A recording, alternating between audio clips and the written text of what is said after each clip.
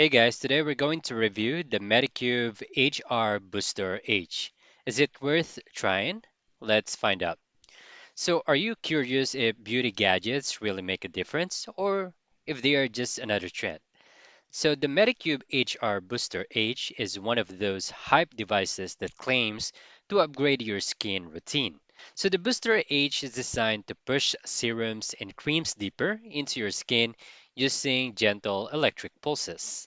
It comes with different intensity levels, it's cordless, and has a rechargeable battery, making it very simple to add into your daily routine. So many users shares that their skin looks more hydrated and plump after using it, and that product seems to absorb faster. Some also notice a nice glow, especially when pairing it with rich moisturizers. The device is lightweight, easy to hold, and not too harsh on lower settings. Now, on the other hand, a few users says it can feel uncomfortable with tingling and light shocks, especially on sensitive spots. Other reports breakouts or little bumps if they overuse it. Durability and price are also concerned, since some people found the body weakens over time.